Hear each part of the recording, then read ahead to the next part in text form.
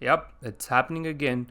Rockstar recently announced that they're delaying GTA 5 for like the next year, so it's gonna come out November 19th.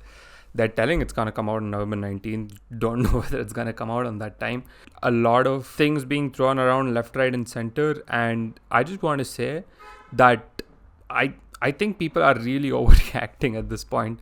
Like, yeah, I get it. GTA 6 is probably the most hyped game ever. To think about it, it was supposed to come out earlier this year, then they delayed it to the later this year, then they delayed it to early next year, and now they've delayed it to later next year.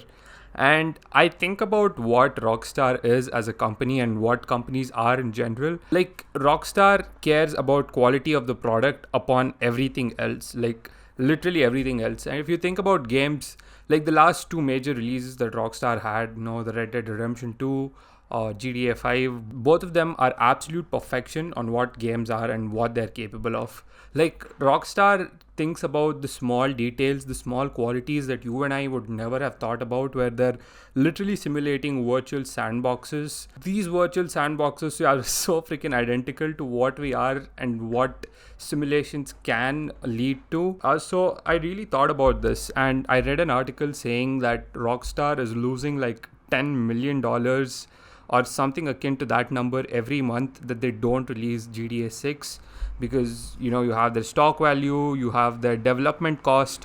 A lot of things are in the pipeline for Rockstar for making said game. And recently there was this news on Take-Two Interactive, which is the parent company of Rockstar, losing 10% of the stock value, and people are like, oh, this is it. I just want to tell you guys one thing. When GTA 6 comes out, Rockstar would have unlocked infinite money glitch in real life. They literally print money when GTA 6 comes out, because no matter how good or how bad it is, usually for a game to reach the first few people, like the first million copies, a lot of companies invest a lot into marketing. So to create awareness, to create a sense of belonging, like what genre it is, they spend a lot on talking about what the game will entail. But with GTA 6, you already have like 3 games, if you consider GTA 3, GTA Vice City, San Andreas 4, 5. So you have 5 games which have already had a proven track record of what these games will entail or what these games will become coming up in the next few years. These 5 games do act as the marketing vehicle for GTA 6 itself. So Rockstar, first of all, doesn't need to spend a lot on marketing, but even if they do, it's not gonna bulge a lot of people because the people who want to play GTA 6 will play it no matter what, and it's a lot of people.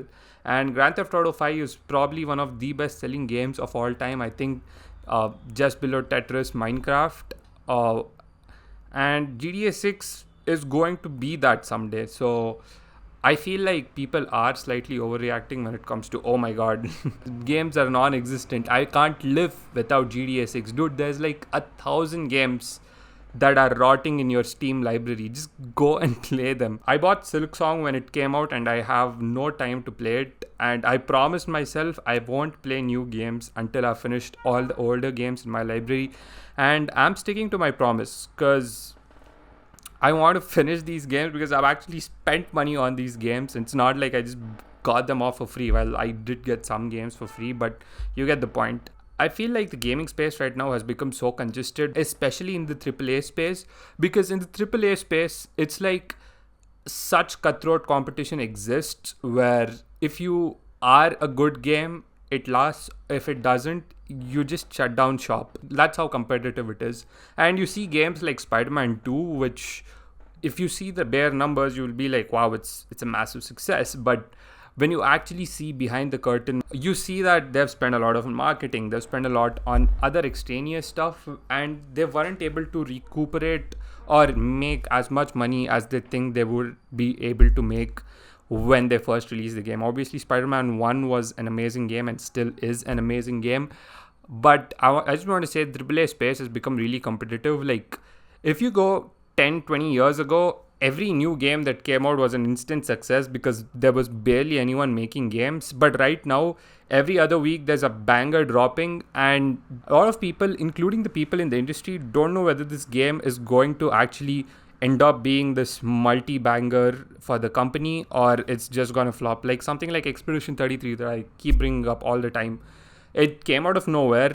It came out of a company that was literally new. Expedition 33 was their first game, and boom, like everybody is talking about it, and people are telling that that's gonna be the game of the year this year.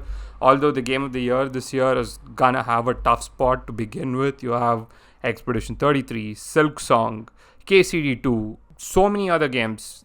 Like these are the three that come to mind just right out of the bag. But I just feel like if you really are wanting to scratch that itch of, oh my god, I do want to play a certain game, just go and play the games that are already existing in your Steam library. I much rather wait for a product that is completely finished, completely polished, rather than having an half-baked one, or even a slightly less baked one to release right now as compared to releasing like 10 years later, or like a year later. My bad, not 10 years later. Dude, don't get any ideas, Rockstar. Don't get any ideas. AAA space has huge competition right now, and GTA already has set itself apart as a franchise, as an entity. But in order for it to remain the king of the throne, to remain at the helm, it still has to have a long way of polishing, which I'm pretty sure that they're doing with. You've seen Red Dead Redemption 2. You've seen the insane level of detail that they went through to just make minute things happen. And I'm pretty sure GTA 6 will also have the same amount of detailed work and same amount of work put into it. And this is still in like the console space. So GTA 6, which is releasing next year, will only release for the PlayStation 5 and the Xbox. And these consoles, usually when you're making games particularly for consoles, you control the variable, because you know the console hardware, you know the points of failure, you have all the variables controlled. But when it comes to the PC port, it's a lot of variables, a lot of points of failure, a lot of different graphical settings, a lot of options, different GPUs, a lot of things to optimize for.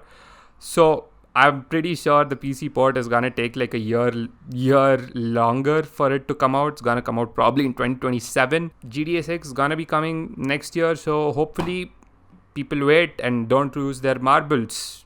That's been about it. Bye.